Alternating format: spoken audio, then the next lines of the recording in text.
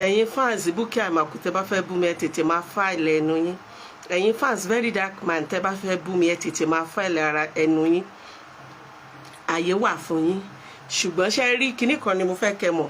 Mi ò lè wá kú kan kì í joyè lé bàbẹ́. Coward. Kì í kóyàn jọ.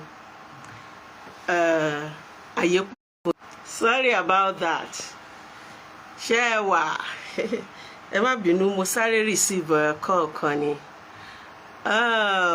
Kutieski Babatunde Kifaya Tayorin de Coolridge. Mention wọlé ẹ má jókòó ẹ má sit down. I won't be able to mention names because I want to get this done and get over with. Number one, let me first and foremost address Verydarkman. Mr. Verydarkman and his fans. Egbo. If you ask me about Verydarkman, I will say he's a man that I love, that is doing a very good job. He called himself cyber police, as in calling those that are defrauding people online, that are oppressing people.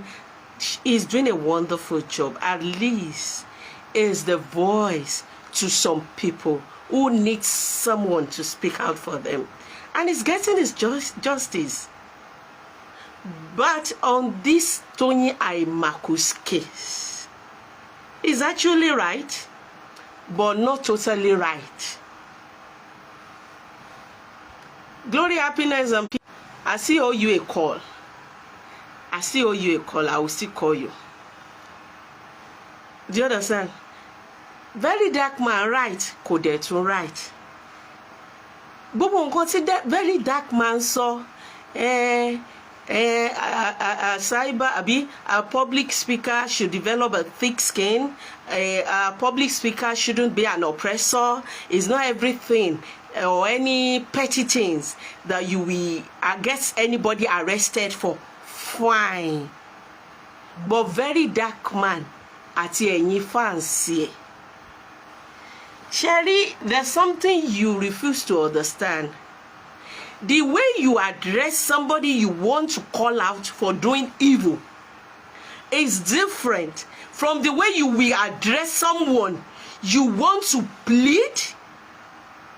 Maybe you want to plead for somebody on his behalf or something like that. I don't know how to put that in English. Maybe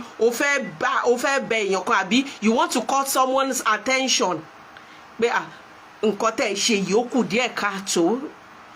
you first, Verydarkman, I want to ask you a question. Ṣé Toyin Aiyemaku àti Verydarkman ṣó ní issue tẹ́lẹ̀ ni? That's the first question I want you to answer me. Ṣé Verydarkman àti Toyin Aiyemaku ṣó ti jà rí tẹ́lẹ̀ ni? Ṣé Toyin ti step on Verydarkman's toe àbí Verydarkman ó ti pàdé Toyin níbi kan tó ti jà tẹ́lẹ̀ ni? No. Tó bá ti ṣẹlẹ̀ lẹ́yìn àwa ò gbọ́ kò dórí social media. Now, Verydarkman rí wípé ó ti fi ìbínú arrest èèyàn kan wípé ẹni yẹn sọ báyìí ó sọ báyìí nípa ọmọ òun, ẹni yẹn bú òun, ẹni yẹn defame òun, ó ti fi ìbínú ó ti lọ fi pọlọ́pàá ó ti gbé.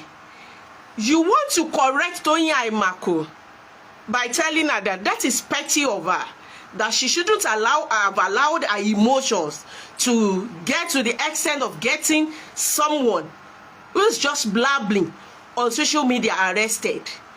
You have a point, Verydarkman. That's a very good thing to say. But how did you say it?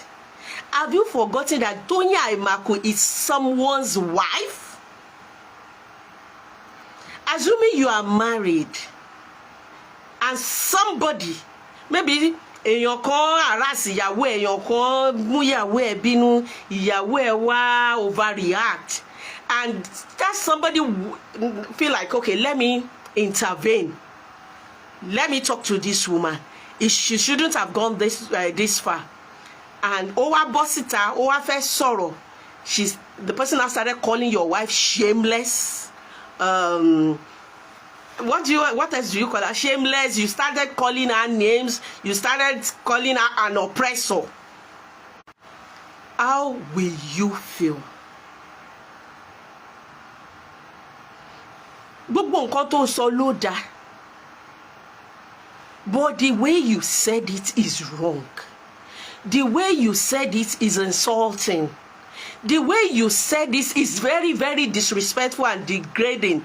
Nija, that you want to be voice.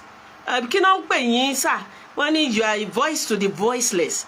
That you want to be the voice for the voiceless does not mean you should step on everybody's toes. People need people.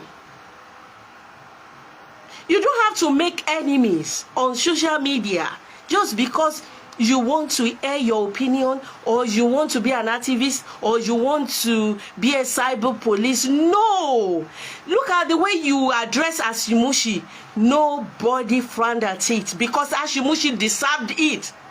Because what Ashimushi did was wrong. Do you understand what I'm talking about now? We all know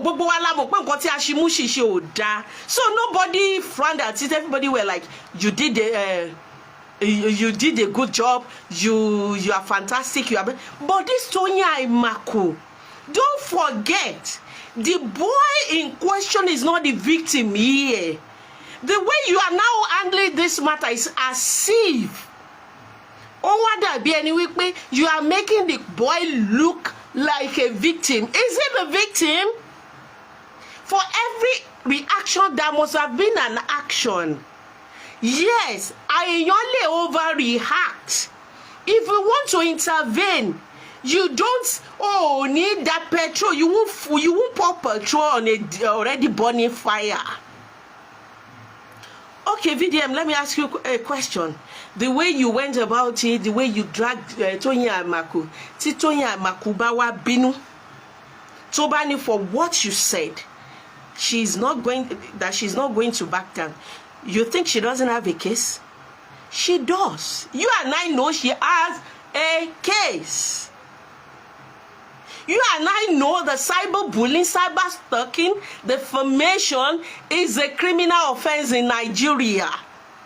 No amount of our emotions, no amount of our comments, no amount of our sentiment will influence the court decision.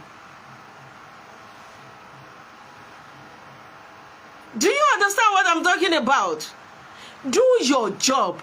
Continue speaking for the masses, but please be careful why you are at it.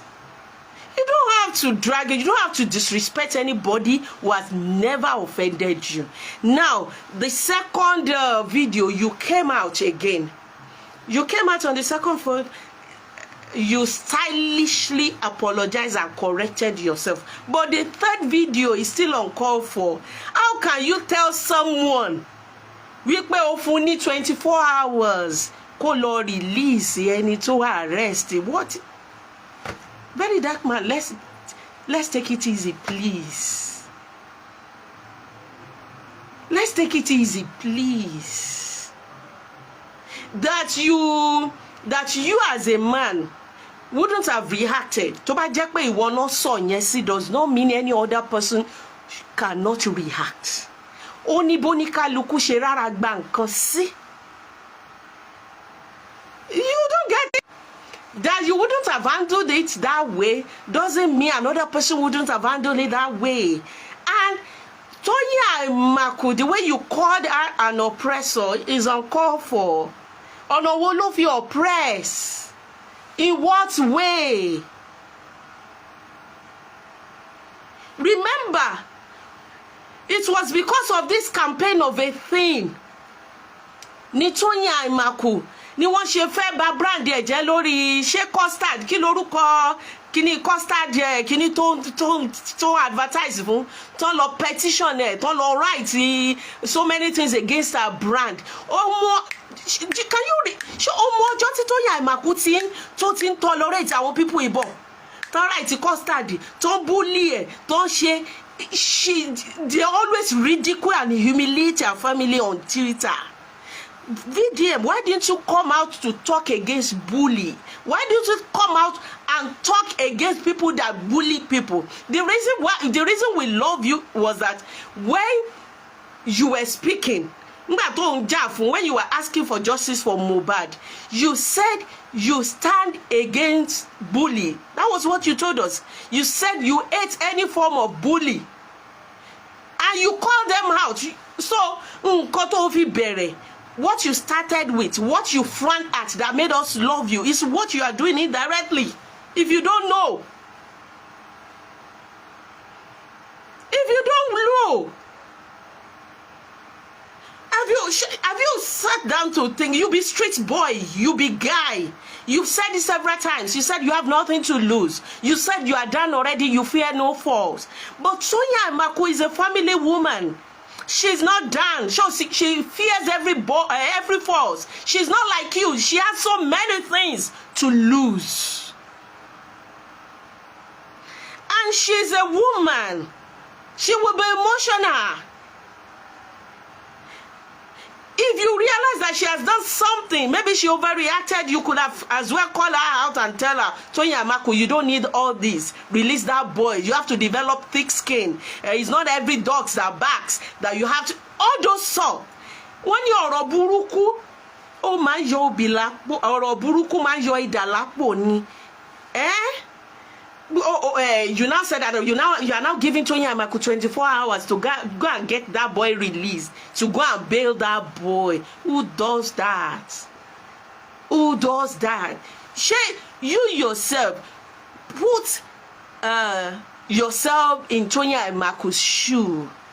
It's just like now look at the extent how on Twitter what go now. Want to write Netflix. She fẹ́ bà ti Toyin Aiyemaku jẹ́ kí ló ṣe gan torí pé ó campaign fún APC tó bá campaign fún ABC ṣé ó nìkan ló dìbò about 8 million ní àbí 12 million ní Tinubu ṣé ó nìkan ló dìbò yẹn even those that àwọn tó lọ fún election tó lọ re-elect bó o bá dìbò fún Tinubu wàá dìbò fún member of a senate or kí ló máa ń pè wọ́n house of rep member or senator kan or whatever indirectly ó ṣàdìbò fẹ́yàn kan tó wà nínú party APC why ìtẹ́ṣẹ́ wá gbé gbogbo ẹ̀bí Nàìjíríà tẹ́ gbé sórí Toyin Aiyemaku ṣé fẹ́ pa ni ṣé fẹ́ pa ni then what rights have you láti sọ wípé you are giving her 24 hours is it your sister is it your younger sister is it your wife? You don't have any rights. Then if you want to go and bail that guy, you don't have to announce that to us. Go and bail him. Nobody said he shouldn't be bailed. But remember, Toba charges court. He must go. From that cell, from that police custody, he can be charged, he can be sued. And there are evidences against him or her. On this cyberspace, láti back nǹkan tó sọ anybody's emotion whatever nǹkan anybody bá sọ kò kan adájọ́ they won't base their judge on sentiment or emotion. Then all this talk about because somebody is a celebrity he should take all manner of rubbish. Níbo ni Nigeria ti event yẹn no bo let it bẹ̀rẹ̀ yẹn. So because somebody is a celebrity you can curse his father, you can curse his father or her father, you can curse their mother. Why did you get angry when Iyabo Ojo insulted your mother? Shebi, you're a public speaker too. Why did you respond? Oh, bó ṣe rí gan nìyẹn. Bó ṣe rí gan nìyẹn. Verydarkman, take it easy. You are doing a fine job, but your choice of words, please be mindful of your words. Be mindful of your words. You are doing a fantastic job. But tó bá ti ṣe nǹkan kan lẹ́ni everybody bá ti sọ wípé hey, you are doing fine, you are doing fine. Tó bá tún dọ̀la, tó bá tún fẹ́ handle nǹkan mi, you will overdo it. Kí ló ṣẹlẹ̀? What is it? How many people will you drag? You can't be an activist at the same time be a bully. You can't be doing what you stand against. That is what I want you to know. You can't be doing exactly what you stand against.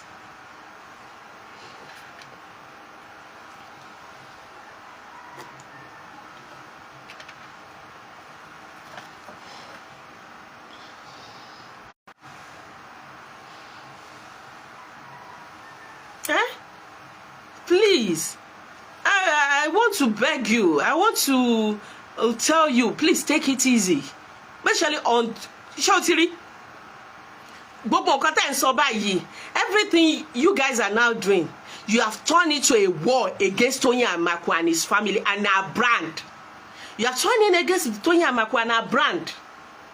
You are now attacking our brand. Ile oje, right, Netflix. Any Netflix, come back. The first time you did it, it was all the brand that he was influencing for.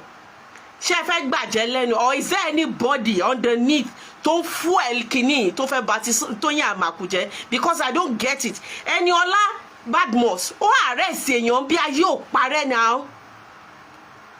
Vidiam, why didn't you tell that boy to come out and apologize? Why are you leaving a perpetrator to attack somebody who reacted? Why? Ṣé boy yẹn, ká ní pé boy yẹn jókòó ẹ̀ jẹ́jẹ́, kò sọ̀rọ̀, kò abuse, kò ṣe kíní, kò ṣe anything. Tí Toyin wá lọ gbé, we will say nǹkan tí Toyin ṣe ò dáa. Toyin might have overreacted, but ṣé boy tí wọ́n arrest ni victim ní bíbá ni àbí Toyin? Then within 24 hours, ṣó ti wá lé débi wípé kẹ́ máa attack. Is there any other thing? Is that we do not know? Is there anything going underneath against Toyin? Is there anybody fueling this thing underneath that we do not know? I take here easy, I'm a lady now. Mi rí kó búyàn rí. Kádẹ̀ ni wípé bí boy yẹn ṣe bu ó bọ́ síta, òun náà wá sent rig night, ó bẹ̀rẹ̀ sí ní búyàn. Àwa iná la máa bu wípé ó ti di nuisance, wípé ó ti di wèrè, that she's talking anyhow. Gbogbo àwọn tó jẹ́ wípé ẹni tó ń bú wọn ni wọ́n ń fún lésì lórí cyberspace. Àmọ̀rúkọ tẹ́ ń pè wọ́n. Àmọ̀rúkọ tẹ́ pé kí lorúkọ lady Ìyábọ̀ Òjó tó jẹ́ wípé tínú bá ti bí á ti set ring light, á ti máa fúnyàn lésì. Àmọ̀rúkọ tẹ́ pé náà. Àmọ́ bó ṣe tẹ́ bọ̀. Àmọ́ bẹ́ ṣe kan alábùkù bọ̀. Ṣé kò náà set ring light kó wá máa pariwo ni? The only way tó mọ̀ náà ló follow. Why are we now hating her for it? Is there any other thing? Ẹ̀yin Yorùbá náà, ẹ̀yin Yorùbá. Bóyá ìrònú ni o. Bóyá ìfarabalẹ̀ ni o. I don't get it. Bóyá èdè orí Twitter ní kẹ́ mọ̀ nǹkan tó ń ṣẹlẹ̀. I don't get it. Kí ni ẹ máa ní Toyin Aiyemaku ṣe fún yín? Ṣé bully ni Toyin Aiyemaku ni àbẹ́yàn kan ló bájà, àbẹ́yàn kan ló bring down rí, àbí ẹ̀kọ́ ni ò ní, àbí ìgbéraga ló ní? Tó dẹ̀ fi ń ba brand ọmọ yín tó ń ṣe dáadáa, tó fi ń bàjẹ́, tí àwọn ẹ̀yà tó kù dẹ̀ fi ń write petition against ẹ̀, tó ń bá tiẹ̀ jẹ́, tẹ́yìn náà dẹ̀ hẹ́ẹ̀lì wọn. Kí ló máa ń ṣe wá náà? Why do we destroy our own?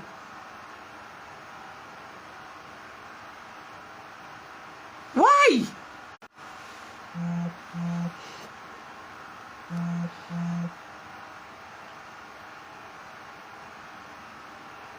Why do we destroy our own? Why are we quick to join outsiders to destroy our own? Kí la máa ní Toyin Aiyemaku ṣe? Ṣé yamayama la máa ló ń ṣe ni?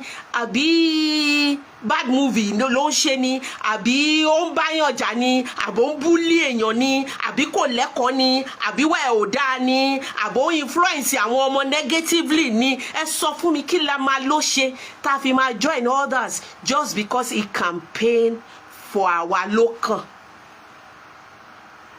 Ẹ jẹ́ ká máa ronú now. Ẹ jẹ́ ká máa ronú now.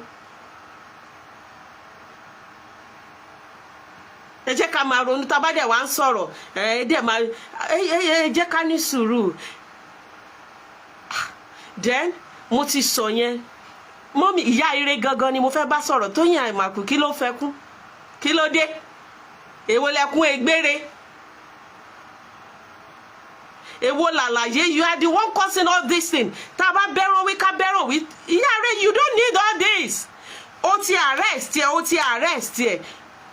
Why should you come out to explain to anybody that wasn't there, that did not understand how you are feeling? Kí ló dé? Wàá tún wá fẹ́ ṣàlàyé nìyẹn, wàá máa sun ẹkún. Ìgbà tó mọ̀ pé ó máa sun ẹkún, ó máa look for people's pity. Why did you get him arrested in the first place? Didn't you see Eniola Badmus when he got that lady arrested? Bí everybody ṣe ń yàbọ̀ everybody. Ìwọ rí Eniola kó bọ́ síta kó wá ṣàlàyé. Ṣé ìwọ rí Eniola Badmus kó bọ́ síta kó wá ṣàlàyé? Ṣé ìgbà tí lady yẹn pẹ́ ní prison tó ń wojú ẹ̀wọ̀n, ṣé kò bọ́ síta kó wá apologize? Why are you coming out? O wá fi ẹnu nǹkan burúkú o fi ń pèrè o máa kú, ta ló fẹ́ pa ẹ́? Already láti kú fún kíni? Lórí ipò gbèjà ara ẹ. That you stood up for yourself.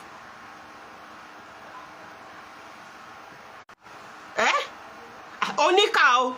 Kí ló torí tó bá níkà. O ti ẹ̀rọ tọmọ ẹ, o ro tọkọ ẹ, o ro tàwa olólùfẹ́ ẹ, o ro tàwọn tó ń gbádùn ẹ, o ro tàwọn ẹbí, o ro tàwọn ọmọ tó ń jẹ lábẹ́ ẹ, o ro tàwọn tó ń ṣàǹfààní ẹ, o dẹ̀ ń sọ̀rọ̀ ikú ta ló kò síkú kan lójú ẹ lórí kíni? You have not done anything wrong. O ṣe anything wrong. Tó ń bá lo ọ̀rọ̀ yìí fún ẹ wípé you overreacted, fine. Lọ́dọ̀ tèmi báyìí o overreact. But tán bá sọ wípé overreact, fine. But that you are an oppressor yẹn, kókó làkúrẹ́. Wọ́n ti ń oppress yẹn látọjọ́ yìí. Wọ́n ti ń try. Even ẹ̀tanú yẹn ni ò jẹ́ kí Màláíkà movie yẹn kó tà jù bẹ́ẹ̀ yẹn lọ. You did a fantastic job nínú Màláíkà. You and I know that everybody that saw that movie knows that. But nítorí ẹ̀tanú, nítorí ìkà, ìgbà táwa gan fẹ́ lọ wo movie ẹ ní cinema, wọ́n stop ẹ̀ wọ́n ta ọ̀ǹtì téèyàn táwọn kan pe ọkọ ẹ̀ pé kó máa bọ̀ pé wọ́n ti stop tíkẹ́ẹ̀tì ẹ̀ wọ́n ta náà tó bẹ̀rẹ̀ sí ní bàtà wọ́n ṣí ẹ́ padé bíi brand ẹ̀. They have been oppressing you and you have been keeping quiet. Tó o bá wá rí àti báyìí tó o bá ní o fẹ́ fi èèyàn kan jófin, you owe nobody any explanation. Ìyá rẹ̀ yé sunkún yé domi lójúmọ́. Are you afraid that people will hate you? Well, one thing I've learned about social media is kó máa fi ojoojúmọ́ kó máa fi lẹ̀ kó lọ́jà, kó máa fi ojoojúmọ́ lẹ̀ òkò mọ́yàn lọ́jà. Àwọn tó máa fẹ́ràn ẹ. That is one thing about social media. Tó bá dẹ̀ ń fi ojoojúmọ́ ṣèrẹsì, tó ń gúnyán, tó ń ro àmàlà, tó ń gbé lọ ká àwọn èèyàn mọ́lé, àwọn tó máa kórìíra ẹ. And tán bá sọ wípé emotion wo ni o stable jù, orí Facebook, orí Instagram, orí TikTok ni, orí Twitter ni. Bọ́n ṣe máa dà, wọ́n ti dà sẹ́yìn Verydarkman lẹ́ni báyìí. Òun ló ń rè ń sìn. Ó lè dọ̀la kán tún wọ́ kúrò lẹ́yìn ẹ̀, kán tún sọ wípé ìyá rẹ̀ ni. Ìwọ tó o bá ń wá validation wọn, ìwọ tó o bá ń dúró de pé kán láìkí ẹ ló máa ní problem. That's one thing I've learned about social media. Ẹni tó sọ fún ẹ wípé I'm going to unfollow you right now. You are derailing. Wàá tún ṣe post mi lọ́la. A máa sọ fún ẹ wípé I'm now in love with you. I promise you have won a fan in me. I will stick by you forever. I just read their comment and I laugh. Àwọn unstable elements. Àwọn náà pọ̀ jù. So trying to àwọn wo ló ń ṣàlàyé fún? Ṣé àwọn tó ti ní a particular mindset? Ṣé àwọn tó jẹ́ wípé wọ́n derive joy nínú wípé kí omi ojú ẹ̀yẹn gangan ní ìdùnnú tiwọn? Ìbànújẹ́ ẹ̀yẹn gan ó ti ń sunkún gbàsgbòs. Bully yẹn gangan ní ìdùnnú tiwọn. Why are you explaining? Why are you crying? You have done nothing wrong by standing up for yourself and for your family. Kanipo ọkọ ló bọ́ síta báyìí tó wá face very dark man. Mo ṣe yẹ̀yẹ́ Mr. Paulo náà ṣe máa yẹ̀yẹ́. Wọ́n lọ́rọ̀ ọkùnrin, wọ́n lọ́rọ̀ obìnrin ni. Wọ́n ní kò yẹ kó dá sí, forgetting that the very dark man that has been insulting and dragging you is a man. Alhaji Oriyomi ti sọ́rí ó ní kí ni celebrities gbà lọ́wọ́ yín, ṣé kán lọ kú ni, ṣé fẹ́ pa wọ́n ni. You don't need all those cry. You don't need that. You don't need to ṣàlàyé. Gone are those days. Téèyàn máa jókòó tá máa ṣàlàyé fáwọn ará orí Facebook. Àwọn tó ti ní mindset wọn tẹ́lẹ̀. But remember this. Those that will love you to the end will always love you to the end. Bá a ṣe ń sọ wípé very dark man láṣẹ jù yìí. Àwọn kan wà tó jẹ́ wípé come rain, come shine. They are with very dark man. Àwọn kan dẹ̀ wà. Kó wá justice kó kúrò ní Nàìjíríà kó wá justice fáwọn ará America. Ẹni tí ò bá ní like ẹ ò ní like ẹ. That is how it is. You don't have one fi agídí sọ wípé please love me, please pity me. Stop crying, stop explaining yourself. Ẹni tó fún ẹni 24 hours ultimatum tó ò bá dẹ̀ release ẹ kó wá fọlọ́pàá gbé ẹ àbí kó wá ná ẹ mọ́lé. I was telling my husband, mo ní tó bá jẹ́ mi ni mo gbé bọ̀ yìí. Tán wá drag mi báyìí nítorí tẹ̀ máa make sure wípé délé ẹjọ́. Máa make sure ó dé ilé ẹjọ́.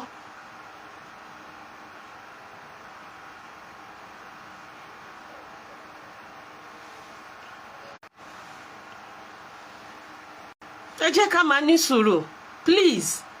Ẹ jẹ́ ká máa ní sùúrù. Ẹ bá bully wí. Nǹkan tẹ́ fi bá kí lorúkọ máa bọ̀bọ̀ yìí. What's his name? Naira Marley. Ntẹ́ fi bá Naira Marley jàre. Ntẹ́ fi bá Samilari jàre. Àbí mo parọ́? Tẹ́ sọ wípé you guys are standing against bullying. But Nigerians, you are supporting a bully now. Because this is cyberbullying. You left the guy who bullied Toyin Aiyemaku, who defamed her, who cyberstalked her, who defamed her. You left the guy. And you are now blaming the person, the victim, that decided to go and report at the station.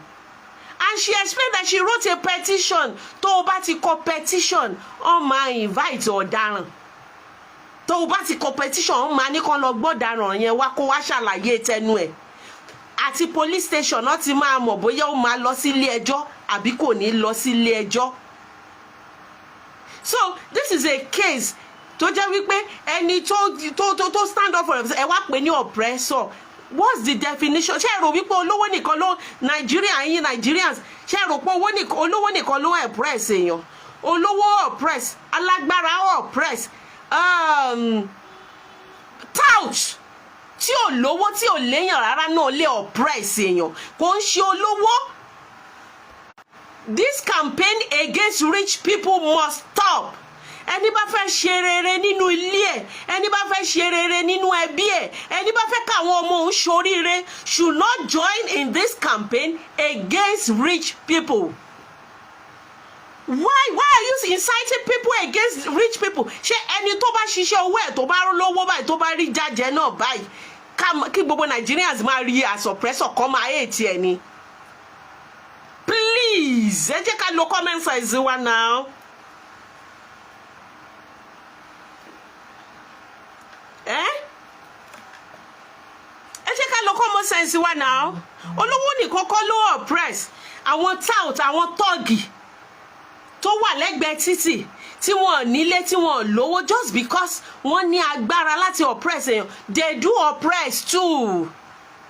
Àwọn tó ní platform bíi tèmi náà máa oppress tó máa fi ẹnu wọn tó máa fi bully èèyàn to death.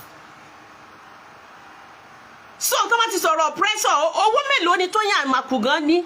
Wá ṣàrò olówó tábà ní ká àwọn olówó ṣá lè pe Toyin lólówó ni. She's just an hard working lady tọ́lọ́run bless táṣìírí ẹ̀dẹ́ ẹ̀bò.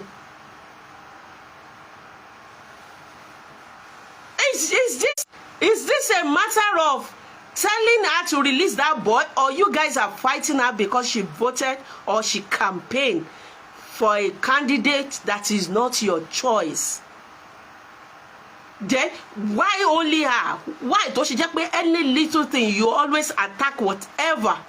Oh, all are source of happiness, all are source of livelihood. Lema attack. Ta ló ń ṣe báyìí nínú àwọn celebrities? Ta ló ń fuel kíní burúkú nínú àwọn celebrities? Kó stop here now. Ẹ má bà jàjà lára now. Toyin Aiyemaku, be warned. I'm telling you, be warned. Stop crying. You are no longer a baby, you're a mother. A mother has to be strong. You're a public figure. Stop crying. Stop betraying your emotions.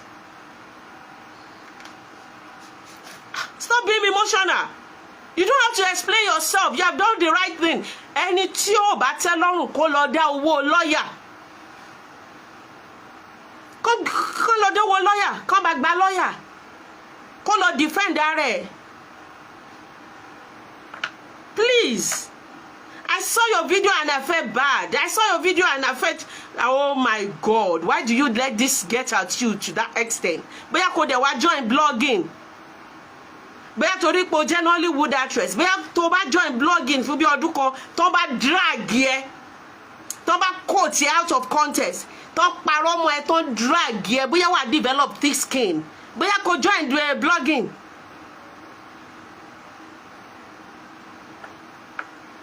And here is a warning for everybody.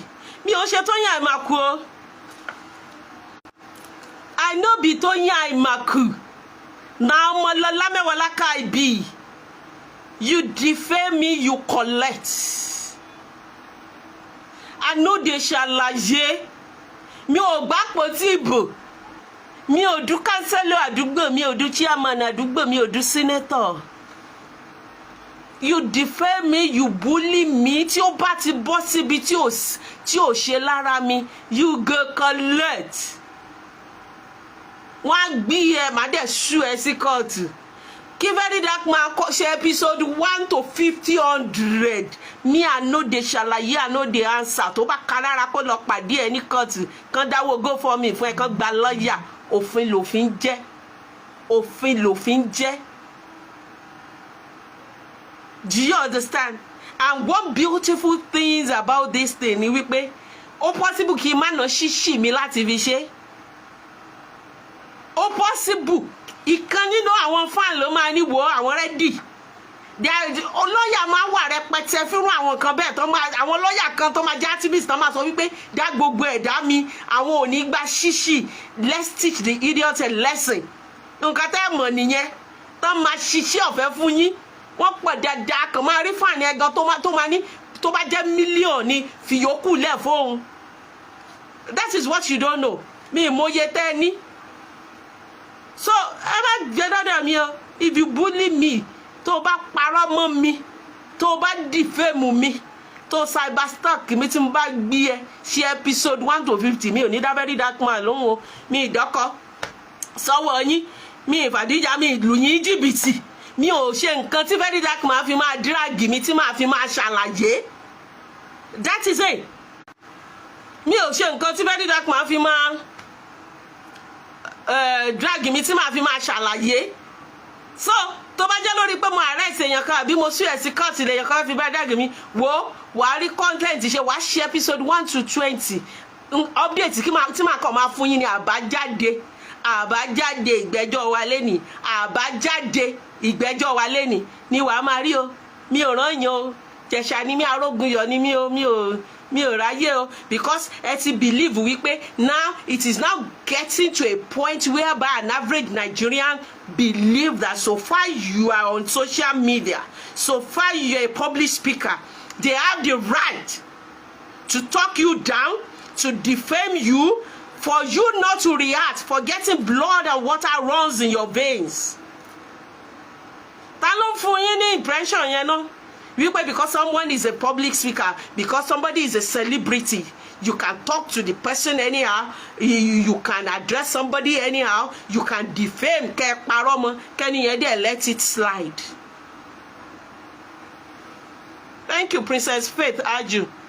ta ló sọ yẹn fún yín níbo lẹ ti ra idea yẹn inú òwe òfin Nàìjíríà wo no kọ yẹn sí ṣé Nigeria constitution Nigeria tó sọ̀rọ̀ against cyber stalking defamation àti gbogbo ẹ̀ rò pé orí wọn ò pé wọn mọ nǹkan tó ń ṣe. Try that with me. Mi ò ní followers tó máa bú mi tí máa gbẹnu ẹ dákẹ́ o nínú kí n block ẹ tí mo bá like ẹ dáadáa tí mo bá like ẹ gan. Tí n bá ní pé comment ẹ dùn mí mo lè delete comment ẹ tí mi bá fẹ́ fún ẹ lésì. Tó o bá tún repeat ẹ mo tún lè delete ẹ tó bá di ẹlẹ́kẹta máa delete máa ṣá ẹ ní blocking. Tàbí kí n rán ẹ sílé kí n fún ẹ lésì. That is it. Ẹni tó bá tijú èèyàn lèèyàn tijú fún pọ́n mi lé ní àbúrò yá mi sí èèyàn lèmi náà.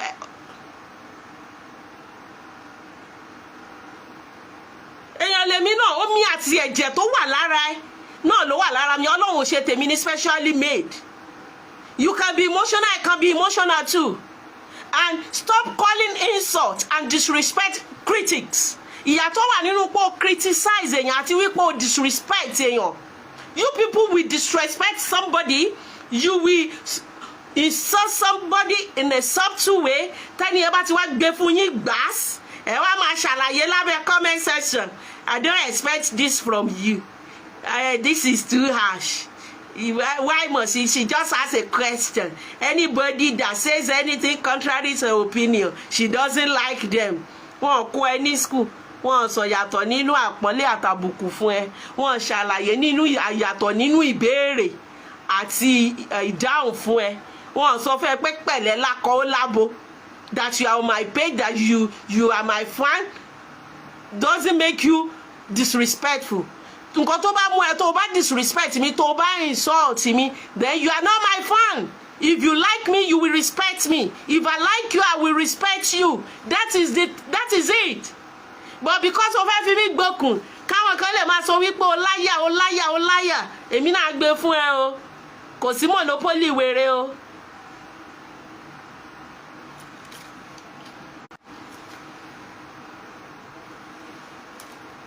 Kò sí monopoly o mi ò patronize o. I don't patronize anybody. That is one thing about cyberspace. Soldier go, soldier come. Barrack remains. Àwọn kan dúró, àwọn kan bínú lọ. Ẹlòmí wá tún block ẹlòmí á lọ open another page láti wá follow ẹ. That is how it is. Wà láwọn tiẹ̀ kò dẹ̀ sí bó ṣe dá tó wà láwọn tí ò fẹ́ràn ẹ. That is it about life. That is it about life. Kò lè máa disrespect èèyàn kẹ́ máa believe pé kíní. Tòmí ò ń ṣe Toyin Aiyemaku dẹ̀ gé sun ẹkún mọ́. You've not done anything wrong. Ọlọ́run adé jà fún ẹ.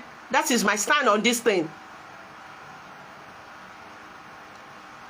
Ọlọ́run á jà fún ẹ. You have not done anything wrong. Wallahi Toyin Aiyemaku, I don't know you. I'm not saying this thing. Kí ló tiẹ̀ fẹ́ fún mi? Ni mo fẹ́ gbà lọ́wọ́ ẹ. Ṣé o lè gbọ́ bùkátà mi ni? O lè gbọ́ bùkátà mi. Kọ́nà ṣàánú. But I'm just telling you this to let you know that you have not done anything wrong.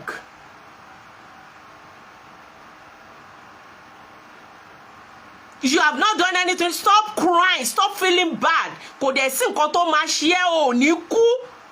That statement pé tó bá kú ó kú is very wicked coming from your mouth. Tó bá lọ onífẹ̀ẹ́ ọmọ onífẹ̀ẹ́ ọkọ, you shouldn't have others such. How about your lovers? How about those that are benefiting from you? Lórí kí ló fẹ́ kú fún? Stop saying that and stop feeling bad. You've done nothing wrong. Wallahi ọ̀tẹ̀ ló wà nídìí ọ̀rọ̀ yìí. Àbòsí ló wà nídìí ọ̀rọ̀ yìí. And I can assure you, ṣọ́ra àwọn tó ń bú ẹ lénìí ìyá rẹ̀ ó tún lè dọ̀la kó tún rọ́ wá sọ́dọ̀ ẹ. That is how they behave. They are not stable. Gbogbo àwọn tó ń bú ẹ lónìí tó o bá bọ́ sórí péjì ẹ lẹ́ni tó bá lóun fẹ́ ṣe give away wọ́n á rọ́ síbẹ̀. That is how petty, how low. They are low lives. So you don't need to cry. Please, I beg you in the name of Allah. Gbogbo ẹ̀yin tẹ́ dey attack Netflix, tẹ́ ń cry ti Netflix, tẹ́ attack brand ẹ̀. Ẹ rántí wípé ẹ̀yin náà máa bímọ. Tẹ́ ẹ bá fẹ́ kí wọ́n dúró de ọmọ yín ní bèbí àti ṣe rere, ẹ stop ẹ̀. Because one thing is real. Come on. Even if you don't believe in any religion, if you don't believe in God, believe that what goes around comes around. Kí ló ṣe fún yín tẹ́ lọ attack brand díẹ̀. Àwọn tó lù yín ní jìbìtì gan.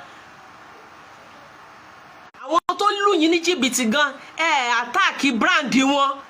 Why tẹ́ ṣe fẹ́ bá bí tí ọmọbìnrin kò dọ́kọ, kò ṣaṣẹ́wó. Iṣẹ́ ló gbájúmọ́. Why tó ṣe jẹ́ wípé means of livelihood lẹ fi believe wípé kẹ́ máa attack. Why? Are we not taking it too far? Are we not doing exactly what we are blaming her for?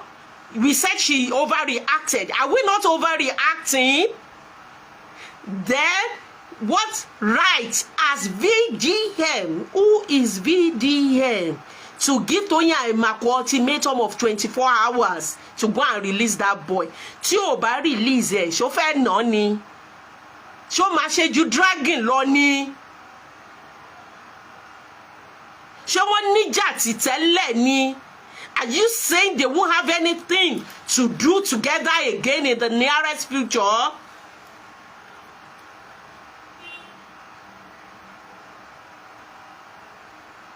Wọ́n jà tí tẹ́lẹ̀ náà, ṣùgbọ́n dá sọ̀rọ̀ ni. Ṣé àwọn méjèèjì ṣé wọ́n ní nǹkan ṣe papọ̀? Why cutting bridges? Why?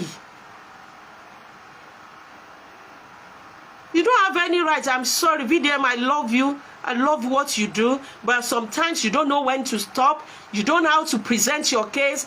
And you don't have any right to give her ultimatum of 24 hours. You can only appeal to her senses. That is what you should have done. She's somebody's wife. She's a woman. She's a woman. Mind the way you act, you talk to women. Tó bá jẹ́ àwọn obìnrin, if na somebody wey don't defraud somebody, wey don't thief, wey do something bad, fine. But this one is a matter of you intervening. You want to intervene to make sure that the other guy get his bail, and Toyin Aiyemaku egos is not bruised. You shouldn't have given an ultimatum. We all have a ego. I believe you have yours, because if you don't have yours, you'll ìgbà bú mọ́mì ẹ. Oh, bá ti má bínú, bá ti má react bẹ́yẹn, my dear. There's light. There's light? Yes. All right, go and tell, go and wake them up to go and off the generator. Thank you, my baby. Do you understand what I'm talking about? You shouldn't have done that. Let us learn how to respect one another. We will meet. We will agree today. We might disagree tomorrow. Tomorrow we will agree again. Then kò yẹ kí permanent friend àbí permanent. Kò yẹ kí permanent friend àbí permanent enemy wà lórí cyberspace. Please. So I'm appealing to every one of you. Ẹ jọ̀ọ́, ẹ yé attack Toyin Aiyemaku mọ́. Ẹ yé attack brand ẹ mọ́. Ẹ má gbàjẹ́ lẹ́nu ẹ̀. Verydarkman, continue what you are doing. Kọ́lọ́run túbọ̀ ẹ̀ràn ẹ lọ́wọ́, kọ́lọ́run túbọ̀ máa fún ẹ ṣe, but mind the way you address people. Mind the way you talk to people. Stop insulting people unnecessarily. Stop talking them down. Then don't make your activists look like you are campaigning against the riches. Not all Nigerian rich people make their money illegally.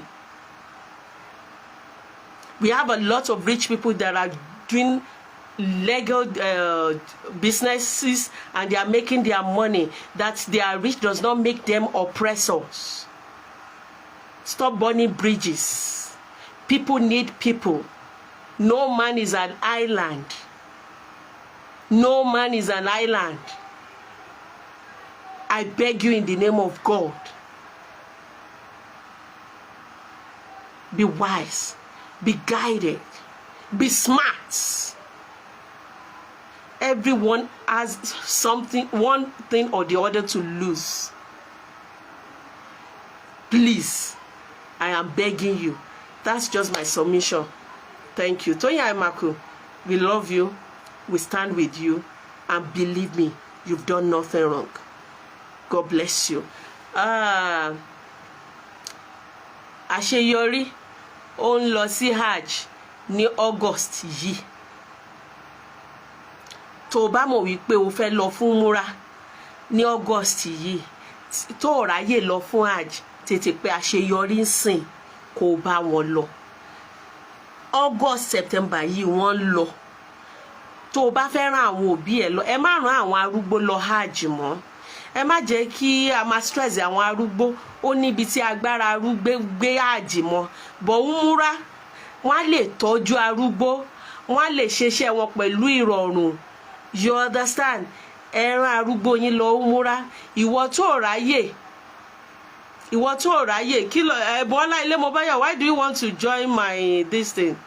Ìwọ tó ráyè lọ fún múra àbí hajj, pé àṣeyọrí lórí +234 8035225544 for your múra August. Tètè àwọn èèyàn ti ń sọ.